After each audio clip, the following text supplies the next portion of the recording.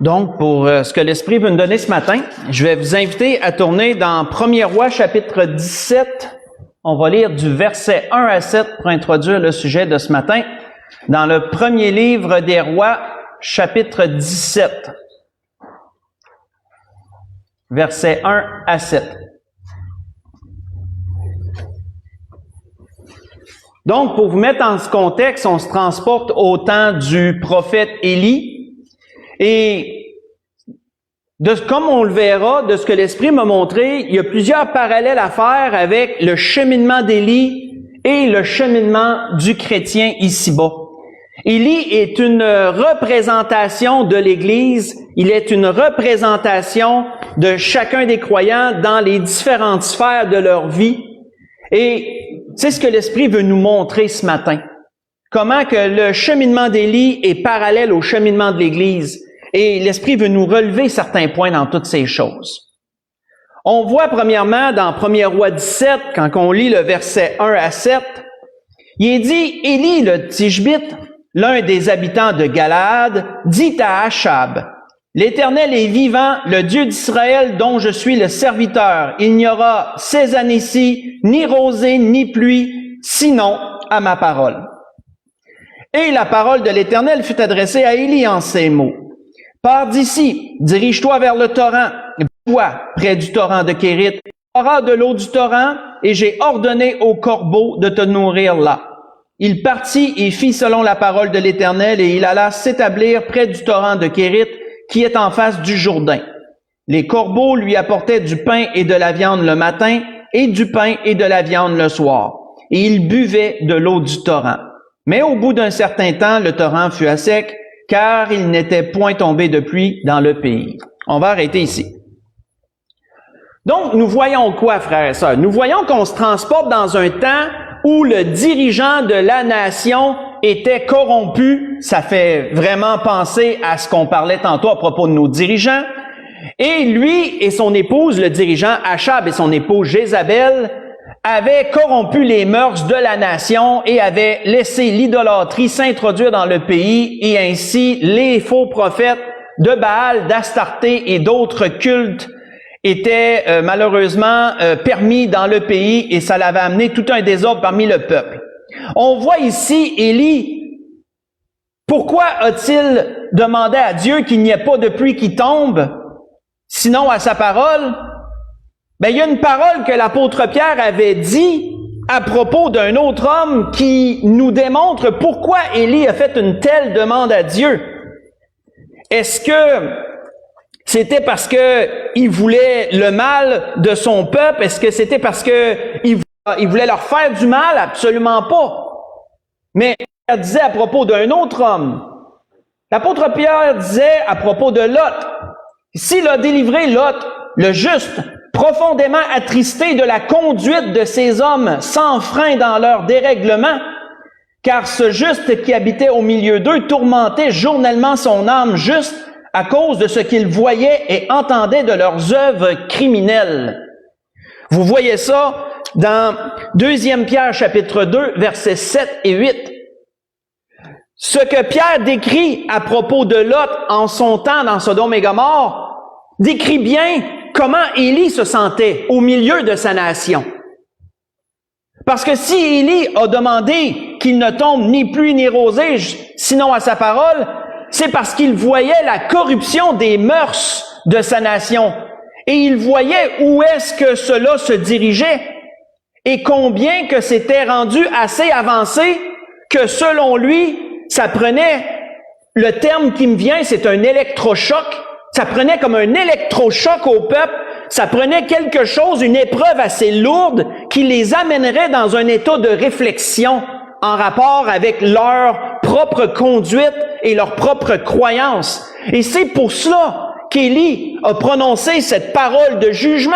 À ses yeux, il n'y avait que le jugement de Dieu qui pouvait amener le peuple dans une certaine réflexion et, comment je pourrais dire, peut-être les détourner du mal dans lequel ils étaient rendus.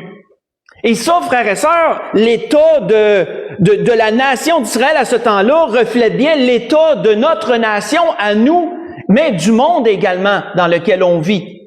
Et oui, lorsque nous venons au pied de la croix, lorsque nous avons Jésus qui habite en nous, Dieu qui habite en nous par son esprit, il est normal que les mœurs du monde nous atteignent. Il est normal que lorsque nous regardons de la façon que le monde fonctionne, de la façon que les mœurs s'en vont, excusez-moi, il est normal d'être tourmenté intérieurement en voyant la dépravation, en voyant le satanisme, en voyant toutes ces choses se répandre d'une façon alarmante et devenir une normalité. Il est normal que l'âme des justes soit tourmentée face à l'état du monde. Et c'était le cas d'Élie, et c'est pour ça qu'Élie a prononcé ce jugement. Et nous voyons que Dieu a approuvé le jugement d'Élie, puisque Dieu a permis qu'il ne tombe plus ni pluie ni rosée sur la nation, sur ce territoire à ce temps-là, de sorte qu'il s'est installé une grande famine et une grande épreuve pour le peuple tout entier. Mais on voit que Dieu a pris soin de son prophète, que malgré l'épreuve que Élie avait lui-même demandé à Dieu pour sa nation, Dieu a quand même pris soin d'Élie. Dieu l'a amené dans un endroit, il l'a caché dans un endroit. Pourquoi? Parce qu'il ne voulait pas que le roi le trouve, parce que le roi cherchait Élie pour le faire mourir, et Dieu ne voulait pas qu'il le trouve. Il l'a caché dans un endroit, et Élie a dû être nourri dans un premier temps par des oiseaux, par des corbeaux. Dieu a pourvu qu'il lui apporte de la nourriture saine, et non ce qu'il mange probablement habituellement, pour être capable de subsister et de rester caché pendant le temps qu'il devait le faire. Mais on voit que malgré le fait qu'Élie a prononcé un jugement, il a dû lui-même vivre les effets de ce jugement-là. Il n'a pas été épargné dans un endroit où est-ce qu'il manquait de rien, de nourriture. Non, ses conditions de vie ont changé, il a dû s'adapter, mais Dieu a pris soin de lui. Et ça, frères et sœurs, ça nous démontre que dans l'état que la nation s'en va, que notre pays s'en va, que notre province, j'ai déjà prêché sur ces choses dernièrement, il y aura un jugement de la part de Dieu. Il y aura des conséquences à ces choses, parce que le mal ne peut pas continuer à pulluler comme ça sans que Dieu réagisse. Mais pendant le temps que Dieu va permettre que ses enfants soient encore ici-bas, ne craignons pas, parce que Dieu va prendre soin des siens. Comme Dieu a pris soin de son prophète, Dieu va prendre soin de ses églises. Dieu va prendre soin des siens au milieu des tribulations qui vont venir. Et je ne parle pas de la grande tribulation, bien sûr. Je parle de tribulation avant ce moment-là. Parce qu'il y aura des difficultés qui vont venir avant la grande tribulation que la Bible mentionne. Peut-être que l'étau va se resserrer pour le monde, mais on va en subir les effets en tant qu'enfant de Dieu. Peut-être qu'on va devoir réajuster notre mode de vie, réajuster nos petits luxes, réajuster nos petites habitudes, réduire peut-être certaines choses. Mais Dieu promet de prendre soin de nous. Faites référence à Matthieu 6, connaissez bien cet endroit où le Seigneur dit qu'il va prendre soin de nous comme il prend soin des oiseaux du ciel, etc. Et des fleurs aussi dans les champs.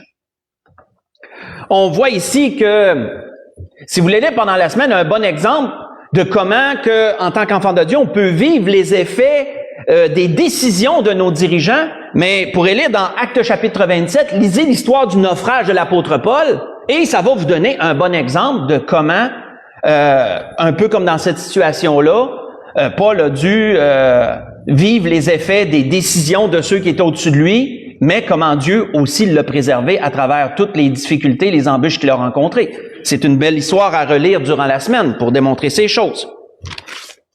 Mais le tableau est planté, voici ce que nous voyons. Si nous sautons dans le chapitre 18, le verset 1 et 2, on continue. On va sauter périodiquement comme ça, relever les endroits que l'Esprit veut relever pour nous démontrer comment que son cheminement à Élie est similaire au cheminement de l'Église. Dans 1er Roi 18, si on lit le verset 1 et 2, on voit qu'il nous est dit que bien des jours s'écoulèrent, et la parole de l'Éternel fut ainsi adressée à Élie dans la 3e année. Va, présente-toi devant Achab, et je ferai tomber de la pluie sur la face du sol. Et Élie alla pour se présenter devant Achab. La famine était grande en Samarie. On va arrêter ici. On voit qu'il s'était déroulé environ 3 ans depuis le début de la sécheresse de ce qui nous est dit.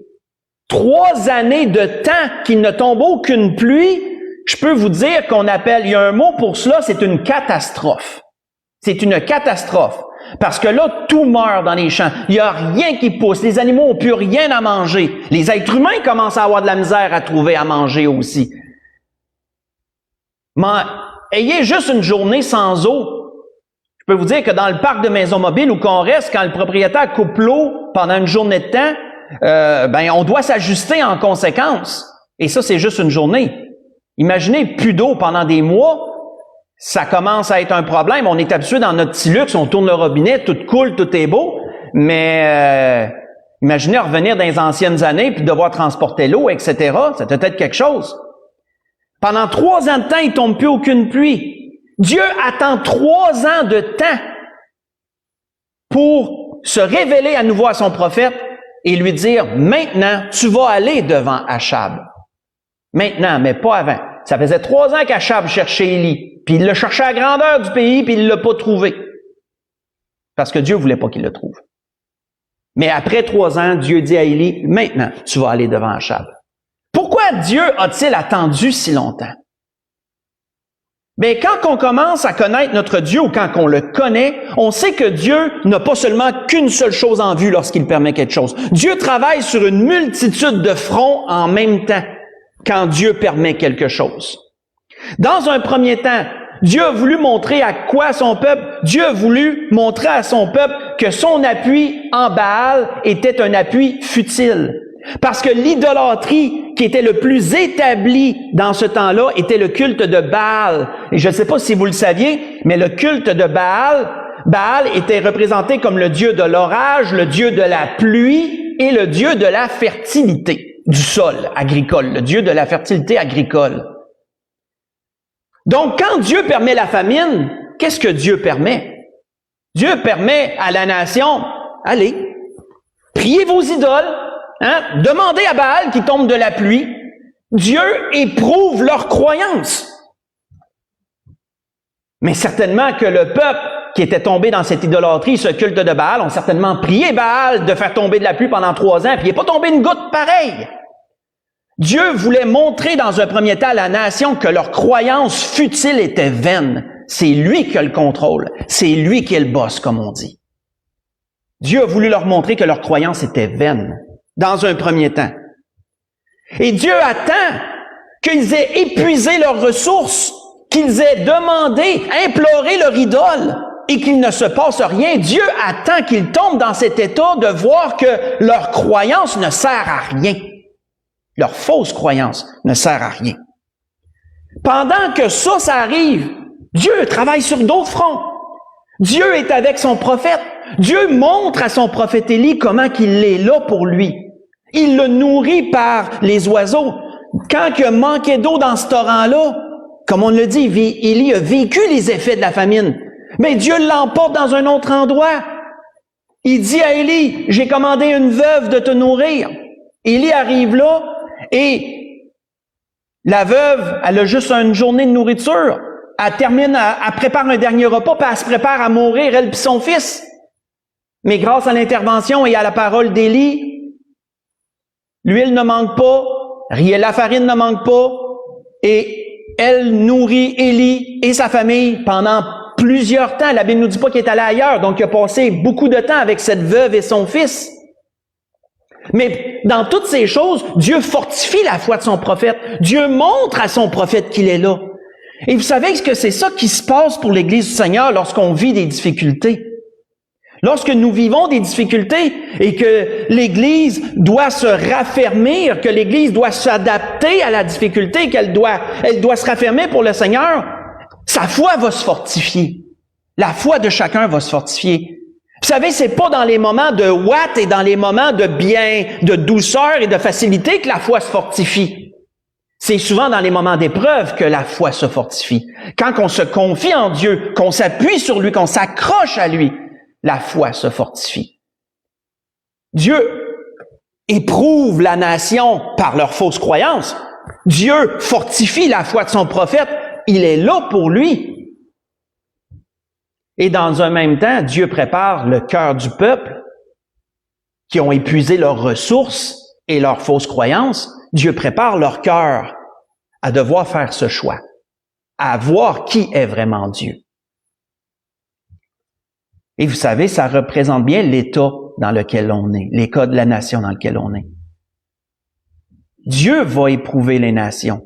La Bible nous le dit que Dieu va éprouver les habitants de la terre.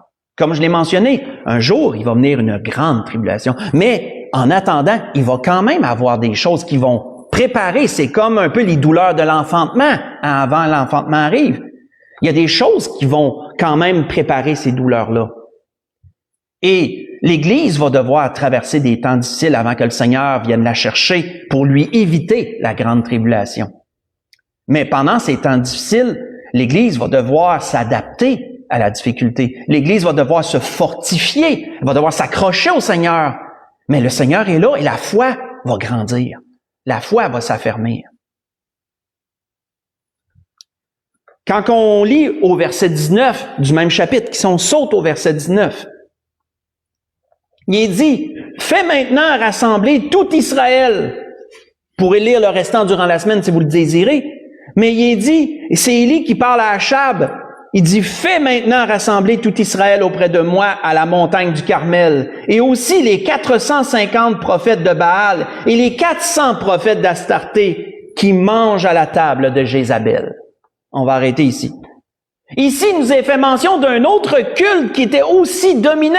Baal était le culte le plus dominant, mais Astarté était le deuxième culte le plus dominant dans le pays.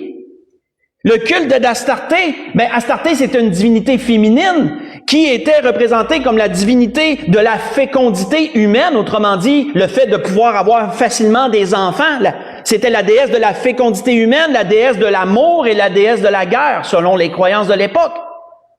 Elle et Baal formaient un duo qui, selon les croyances de l'époque, était suffisant pour permettre à la nation de vivre heureux, d'avoir autant la prospérité de la terre que de la prospérité humaine. Dieu veut juger ces deux fausses croyances-là ensemble.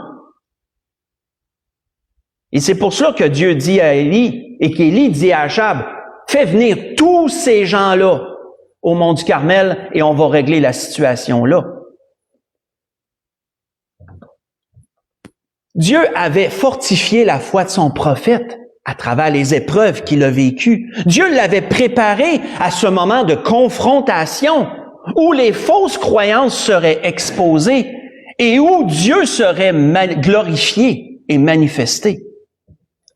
Et vous savez, frères et sœurs, à plus petite échelle, on pourrait dire, Dieu veut préparer chacun d'entre nous à être capable de faire face aux fausses croyances qui nous entourent. Parce qu'il y en a des fausses croyances qui nous entourent, et toutes sortes.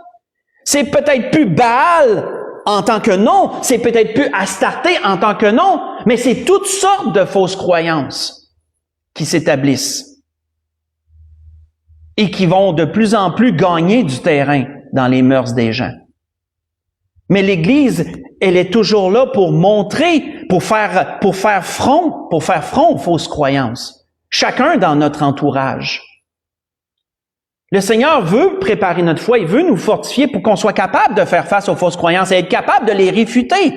Dans le respect, dans la douceur, au nom de Jésus-Christ, être capable de parler contre ces fausses croyances-là et d'établir la vérité en Jésus-Christ. On voit que, faites juste écouter, l'apôtre Paul en avait parlé de ces choses aux Éphésiens, que c'est le but de Dieu, c'est la volonté de Dieu de nous fortifier de la sorte. On voit que l'apôtre Paul avait dit ceci aux Éphésiens, faites juste écouter. Il avait dit, « Je fléchis les genoux devant le Père, de qui toutes les familles dans les cieux et sur la terre tirent son nom. » Autrement dit, que tout être humain vienne de Dieu. Afin qu'il vous donne, selon la richesse de sa gloire, d'être puissamment fortifié par son esprit dans l'homme intérieur. C'est ça que Dieu veut, qu'on devienne puissamment fortifié par son esprit dans l'homme intérieur. en sorte que Christ habite dans vos cœurs par la foi, étant enraciné et fondé dans l'amour, pour que vous puissiez comprendre avec tous les saints quelle est la largeur, la longueur, la profondeur et la hauteur, et connaître l'amour de Christ, qui surpasse toute connaissance, en sorte que vous soyez remplis jusqu'à toute la plénitude de Dieu. Ce que je vous ai lu, c'est dans Éphésiens chapitre 3, versets 14 à 21. J'ai lu versets 14 à 19, excusez-moi. Versets 14 à 19. Et on peut conclure cette prière de l'apôtre Paul, où il disait que « Or à celui qui peut faire par la puissance qui agit en nous, infiniment au-delà de ce que nous pensons et croyons, à lui soit la gloire dans l'Église, en Jésus-Christ et dans toutes les générations, au siècle des siècles. Amen. » L'apôtre Paul parle de la puissance qui agit en nous, qui est bien au-delà de ce que nous pensons et croyons. Vous savez, d'avoir Dieu qui habite dans nos cœurs par la foi, c'est toute une puissance qui est contenue dans des vases fragiles. Toute une puissance qui est contenue dans des vases fragiles. Nous avons accès à tellement de capacités, mais nous les utilisons si peu et si mal, malheureusement. Mais Dieu veut nous fortifier. Dieu veut qu'on soit des lumières dans ce monde. Ça veut pas dire d'être fantasque, d'être fanfaron, puis d'être comment je pourrais dire d'être insultant envers les gens, non. Mais ça veut dire que quand on est confronté à des fausses croyances, nous ne fuyons pas. On prend le temps de discuter, on prend le temps de rétablir la vérité en Jésus-Christ sur ces choses. Et c'est ce qui s'est passé au mont du Carmel, mais fois 1000, on pourrait dire. Parce que Élie était seul face à 800 quelques prophètes au temps de Baal et d'Astarté, et Élie il a démenti leurs fausses croyances. Ou encore, ils ont pu invoquer leurs fausses croyances et leurs faux dieux, et rien n'a fonctionné. Mais où Élie a invoqué Dieu, et Dieu a répondu par le feu du ciel. Et le peuple, qui avait été préparé pendant 3 ans de temps où ils ont épuisé leurs ressources et ont prié les Baal en masse et qu'il n'y a rien qui a fonctionné, ben le peuple, lorsqu'ils ont vu la puissance de Dieu, là ils ont dit « l'Éternel est Dieu ». Ils ont reconnu que l'Éternel est Dieu. Vous savez, le but de l'Église, c'est de faire connaître aux nations que l'Éternel est Dieu. Comme il a été mentionné dernièrement à propos du royaume, l'Esprit nous a apporté des messages à propos du royaume des cieux. Il est déjà en préparation présentement le royaume, si vous vous souvenez. Mais nous prions Dieu que sa volonté se fasse ici-bas sur terre comme au ciel. Nous prions que les mêmes conditions qui sont dans le ciel d'adoration de Dieu, de louange, etc. et de reconnaissance soient également pareilles sur la terre et que tous reconnaissent que l'Éternel est Dieu. Ça va arriver un jour. L'Église est là pour préparer le terrain, on pourrait dire. L'Église est là pour annoncer d'avance que ça s'en vient, ça. On voit qu'Élie a établi. Et le fait qu'il était seul face à autant de gens, regardez la proportion 1 sur 800, c'est pas pour rien que le Seigneur, dans son temps, disait petit troupeau, en parlant de son Église. Quand que le Seigneur... Tu sais, il y a des fois des proportions comme ça dans la Bible. Je ne sais pas si on peut les prendre au sens propre du terme, mais ça nous démontre que l'Église du Seigneur sera bien inférieure en nombre qu'aux nations qui vont la rejeter. Élie était seul face à 800. Lorsque le Seigneur a parlé de l'enlèvement et qu'il a dit « certains vont être laissés, certains vont être pris », autant dans les champs, autant à la meule le matin, on voit une proportion d'1 sur 2. Il y a des choses comme ça. Je ne sais pas à quel point qu'on peut textuellement se fier à ces proportions, mais il y a une chose qui est sûre, le Seigneur a dit petit troupeau, son Église sera moins nombreuse que toutes les nations qui vont la rejeter. Ça, c'est une certitude. On peut s'appuyer là-dessus. Ça, c'est une certitude. Un peu comme Élie qui était seul face à autant de gens et qui a été capable de faire front dans ces choses. C'est pas pour rien, là, j'ouvre une parenthèse rapide, mais c'est pas pour rien qu'il a été prophétisé à propos de Jean le Baptiste qu'il viendrait avec l'esprit et la puissance d'Élie.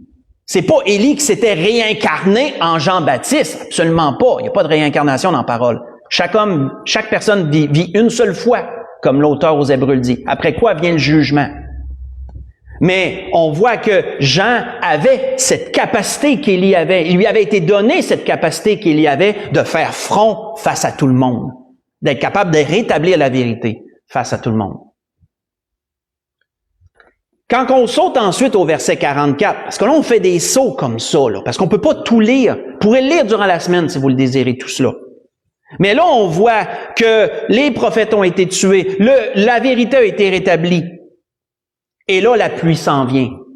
La pluie s'en vient. Ce que le peuple attendait s'en vient.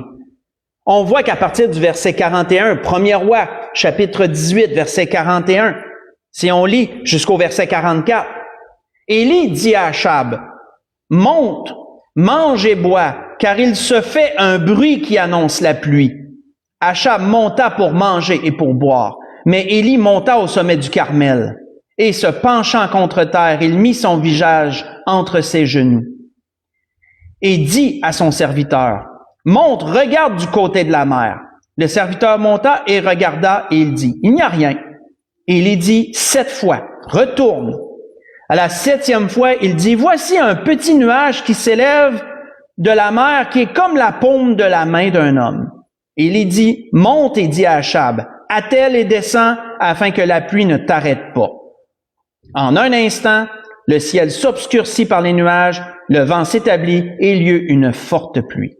Achab monta sur son char et partit pour Jizréel. Et la main de l'Éternel fut sur Élie, qui se saignit les reins et courut devant Achab jusqu'à l'entrée de Jizréel. On va arrêter ici. Cette portion ici, frères et sœurs, est une démonstration de la foi que nous devons placer en Dieu. Parce que quand on analyse ce qui nous a été dit ici, on voit que Élie dit à Achab, « Vas-y, prépare-toi, parce que la pluie s'en vient. » Mais il n'y avait aucun signe de pluie. Pourquoi? Parce que Élie envoie son serviteur puis il dit, « Tu vois-tu quelque chose là, au loin? » Le serviteur dit, « Non, je vois rien. » Qu'est-ce que le Seigneur avait dit, frères et sœurs, sur la façon de demander à Dieu? Qu'est-ce que le Seigneur avait dit sur cela? Faites juste écouter toujours. Le Seigneur avait dit, « Ayez foi en Dieu. Je vous le dis en vérité. Si quelqu'un dit à cette montagne, ôte-toi de là et jette-toi dans la mer, s'il ne doute point en son cœur, mais s'il croit que ce qu'il dit arrive, il le verra s'accomplir. C'est pourquoi je vous dis, tout ce que vous demanderez en priant, croyez que vous l'avez reçu et vous le verrez s'accomplir. » C'est exactement ça qu'Élie a fait. Et lorsque vous êtes debout faisant votre prière, si vous avez quelque chose contre quelqu'un, pardonnez, afin que votre Père qui est dans les cieux vous pardonne aussi vos offenses.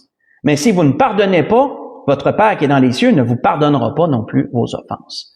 Ce que je vous ai lu, c'est dans Marc chapitre 11, versets 22 à 26. D'une part, Jésus dit qu'on doit croire avant même que la chose soit, mais d'un autre part, Jésus dit, enlevez les obstacles. Assurez-vous qu'il n'y ait aucun obstacle dans votre prière. C'est pour ça que Jésus parle après de pardon. Le pardon, c'est l'obstacle, dans le sens que si tu as quelque chose contre quelqu'un que tu n'as pas pardonné, mais que tu pries Dieu, tu auras beau avoir la foi, il y a un blocage qui va empêcher ta prière de s'exaucer, et le blocage, ça sera ce que tu retiens dans ton cœur face à quelqu'un d'autre. Le Seigneur dit, pardonne, et moi je vais te pardonner. Autrement dit, le terrain est aplani, le sentier est dégagé, demande, tu recevras. On voit, frères et sœurs, que Élie a dû régler cette étape au mont du Carmel pour enlever l'obstacle entre le peuple et Dieu, qui étaient les fausses croyances qu'ils avaient adoptées. Et une fois que la fausse croyance a été enlevée, le terrain était nettoyé, si on pourrait dire, l'image, là, le chemin était dégagé. Élie demande la bénédiction pour le peuple et elle s'accomplit. Donc, il y a toujours ces deux étapes-là. Demander avec foi, c'est une chose, mais on oublie souvent la deuxième. Assurez-vous qu'il n'y ait pas d'obstacle entre vous et Dieu dans votre prière.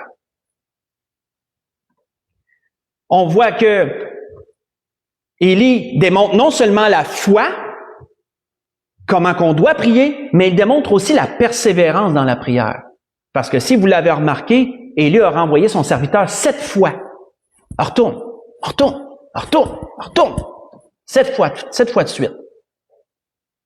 Puis c'est après la 7e fois qu'il a dit, c'est pas gros, c'est tout petit comme la paume d'une main, bien au loin. Mais c'était suffisant. C'était le début. Mais ça, frères et sœurs, c'est la persévérance. Et vous savez, parfois on a la foi, mais on n'a pas la persévérance dans la foi. Et il faut avoir la persévérance aussi dans ce qu'on demande. Et si vous le lisez durant la semaine également, vous verrez que c'est à cela que Jacques fait référence dans Jacques 5, versets 17 et 18, lorsque Jacques dit « Élie était un homme de la même nature que nous. Il a prié, la pluie n'a pas tombé pendant 3 ans et 6 mois. Ensuite, il a prié et la pluie est tombée. » Il fait référence exactement à ça, Jacques. Démontrant quoi? Démontrant la foi. Pour démontrer la foi. Mais la persévérance, elle est là aussi. Comme l'apôtre Paul le disait aux Colossiens, en leur disant « Persévérez dans la prière et veillez-y avec action de grâce. » Vous voyez ça dans Colossiens 4, verset 2.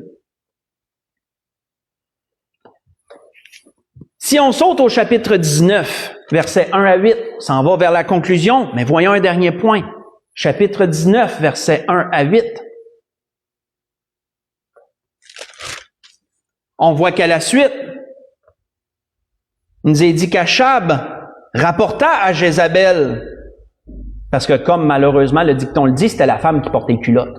Malheureusement, à ce temps-là, c'était Jézabel. Achab était mou, c'était elle qui dominait. Puis Achab suivait. Donc Achab rapporte à Jézabel tout ce qu'avait fait Élie et comment il avait tué par l'épée tous les prophètes. Ces faux prophètes à elle. Jézabel envoya un messager à Élie pour lui dire que les dieux, pas que Dieu, que les dieux avec un petit d, parce que c'est ses fausses croyances, me traitent dans toute leur rigueur si demain à cette heure je ne fais de ta vie ce que tu as fait de la vie de chacun d'eux. Autrement dit, je vais te tuer. Et en termes simples, c'est ça qu'elle disait. Élie, voyant cela, se leva et s'en alla pour sauver sa vie. Il arriva à Beersheba, qui appartient à Juda, et y laissa son serviteur. Pour lui, il alla dans le désert où, après une journée de marche, il s'assit sur un genêt, demanda la mort, en disant « C'est assez. Maintenant, Éternel, prends mon âme, car je ne suis pas meilleur que mes pères. » Il se coucha et s'endormit sous un genêt, qui est un arbuste, un sort d'arbre, qui faisait de l'ombrage. Et voici un ange le toucha et lui dit « Lève-toi et mange. » Il regarda, il y avait à son chevet un gâteau cuit sur des pierres chauffées et une cruche d'eau. Il mangea, but et se recoucha. L'ange de l'Éternel vint une seconde fois, le toucha et lui dit « Lève-toi, mange, car le chemin est trop long pour toi. » Il se leva, mangea et but, et avec la force que lui donna cette nourriture, il marcha 40 jours et 40 nuits jusqu'à la montagne de Dieu, à Horeb. On va arrêter ici.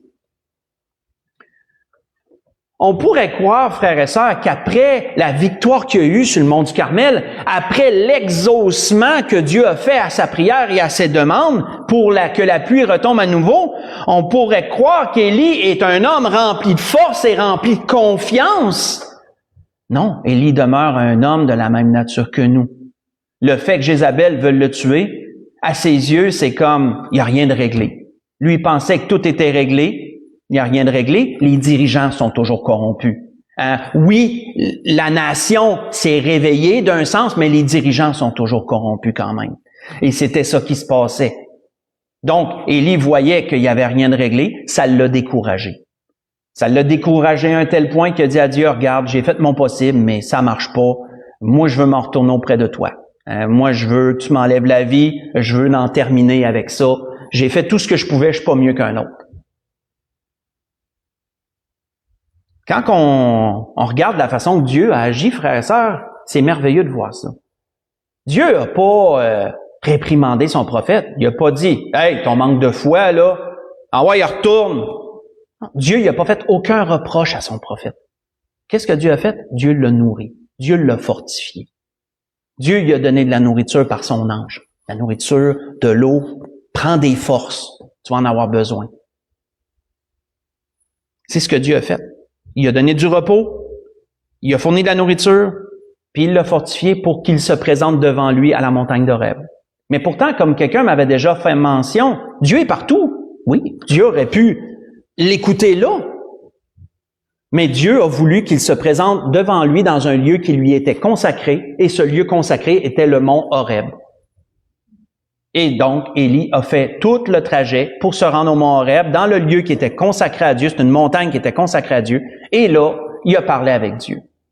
Et on voit que Dieu a accédé à sa demande. Dieu a accédé à sa demande.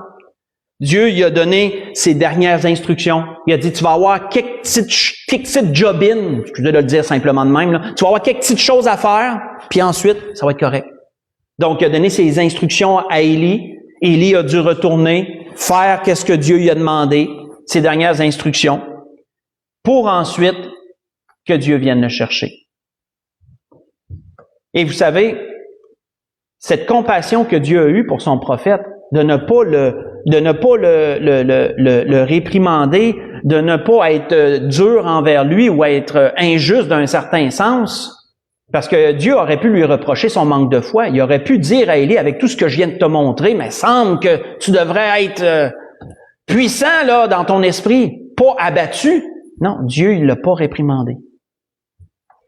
Ben ça, frères et sœurs, il y a un auteur qui nous en parle de comment Dieu est pour nous dans ce sens. Et voici ce que l'auteur nous dit. L'auteur nous dit, « Ainsi, puisque nous avons un grand souverain sacrificateur qui a traversé les cieux, Jésus, le Fils de Dieu, demeurons fermes dans la foi que nous professons. Car nous n'avons pas un souverain sacrificateur qui ne puisse compatir à nos faiblesses. Au contraire, il a été tenté comme nous en toutes choses, sans commettre de péché.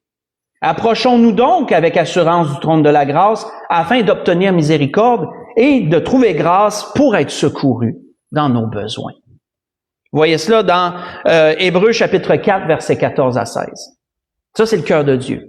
Dieu sait que nous sommes poussière et cendre, comme il est dit dans un psaume. Dieu sait que nous sommes chair et faiblesse. Dieu sait que parfois, on veut, mais la foi est faible, la chair est faible, puis la foi vacille.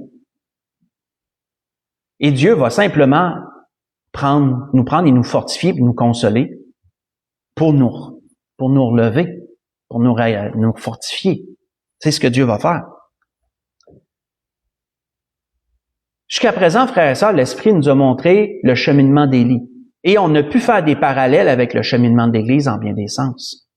Comme vous voyez, Élie est une représentation de l'Église dans toutes ces différentes sphères. Si on l'adapte à notre réalité, à nous, les parallèles sont là aussi.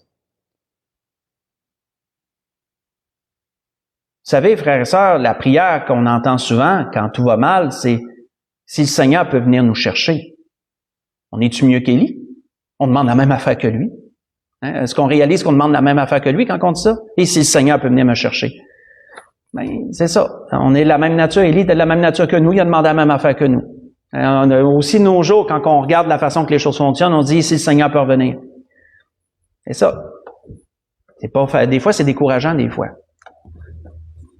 Mais, frères et sœurs, il y a une bonne nouvelle. La bonne nouvelle, c'est que le Seigneur s'en vient. On ne sait pas quand, on ne sait pas quel jour, parce qu'il ne nous a pas donné de connaître le jour ou l'heure, mais on sait que le Seigneur va revenir. On sait que le Seigneur va venir chercher son Église. Et on sait que le Seigneur va venir nous chercher d'une façon ou d'une autre, soit par la mort, soit par l'enlèvement. Mais d'une manière ou d'une autre, on va tous être réunis à un moment donné. Ça, si vous lisez dans Thessaloniciens, 1 Thessaloniciens 4, à partir du verset 15, vous le verrez. Et c'était ce que l'Esprit voulait montrer à l'Église ce matin à travers la vie d'Élie. Mais pour conclure, on va aller dans 2 Rois chapitre 1, parce que là, il faut faire un saut. Parce que à partir du temps que Élie fait sa demande à Dieu et tout, là, il y a quelques chapitres qu'on n'entend plus parler d'Élie vraiment. Et dans 2 Rois chapitre 1, là, on voit la finalité. 2 Rois chapitre 1, versets 8 à 11. On va conclure là. Après avoir fait les tâches que Dieu lui avait assignées, préparer, autrement dit, le terrain pour son départ, préparer l'autre personne qui allait prendre sa place, qui était Élisée, Dieu avait assuré également à son prophète que il y avait encore des gens qui n'avaient pas plié le genou devant Baal. Il y en avait 7000 qui n'avaient pas plié le genou devant Baal, puis Dieu allait garder ces gens-là pour le temps qu'Élie serait parti. On voit qu'il nous est dit ici que alors, à partir du verset 8, 2e roi 1, alors Élie prit son manteau, le roula, et en frappa les eaux qui se partagèrent çà et là, et ils passèrent tous deux à sec. Et lorsqu'ils eurent passé, Élie dit à Élisée, « Demande ce que tu veux que je fasse pour toi avant que je sois enlevé d'avec toi. » Élisée répondit, « Qu'il y ait en sur moi, je te prie, une double portion de ton esprit. » Élie dit, « Tu demandes quelque chose de difficile. Tu demandes une chose difficile. Mais si tu me vois pendant que je serai enlevé d'avec toi, cela t'arrivera ainsi. Sinon, cela n'arrivera pas. » Et comme il continuait à marcher, en parlant, voici un char de feu et des chevaux de feu les séparèrent l'un de l'autre, et Élie monta au ciel dans un tourbillon. On va arrêter ici. On voit que dans ses dernières instructions, Dieu avait rassuré Élie, comme je l'ai mentionné, qu'il y aurait des témoins qui perpétueraient, qui garderaient le témoignage, et il y aurait Élisée aussi qui continuerait. Et ensuite, Élie a été enlevé. Vous savez, toutes ces choses ont démontré exactement l'image de l'Église, comme je l'ai mentionné. L'Église est un témoignage pour les nations. Depuis que le Seigneur l'a établi, depuis que le Seigneur s'en est retourné auprès du Père, et depuis que le Seigneur l'a revêtu de sa puissance à la Pentecôte, depuis ce temps, l'Église perdure au fil des générations, au fil du temps. Elle s'est étendue et elle a atteint jusqu'aux confins de la terre, on pourrait dire. Et là, le temps est proche où le Seigneur va revenir chercher son Église, comme le Seigneur était venu chercher Élie. On est dans les dernières instructions. On est dans les derniers temps pour cela. On voit que tout au long de son ministère, l'Église, dans son sens général, a dû faire face aux fausses croyances de ce monde et a dû établir la vérité en Jésus-Christ. L'Église, comme l'apôtre Paul dit à Timothée, elle est la colonne et l'appui de la vérité. Elle doit marcher d'une façon conséquente, telle que le Seigneur le prescrit, parce qu'elle annonce que le Seigneur va revenir, elle est l'ambassadeur. Nous sommes des ambassadeurs de Christ. Et un ambassadeur, ça marche pas comme il pense, ça marche comme son roi pense, parce que ça l'annonce la venue de son roi.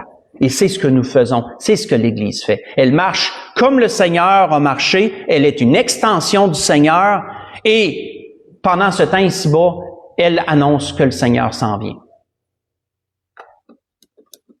Et peu importe ce qu'on aura à traverser, comme le Seigneur a été avec Élie, le Seigneur va être avec son Église dans tout ce qu'elle aura à traverser, avec chacun d'entre nous, dans notre réalité quotidienne propre à chacun d'entre nous, dans ce que nous aurons à traverser. Ça ne veut pas dire que les temps vont être faciles, ça veut dire que parfois ça peut être difficile, on va peut-être des fois devoir réadapter notre réalité, notre mode de vie, mais dans toutes ces choses, le Seigneur promet qu'on manquera de rien.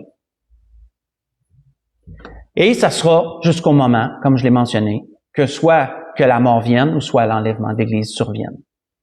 Et c'était ce que l'Esprit voulait nous rappeler ce matin, dans toutes ces choses. On peut se lever pour un dernier cantique.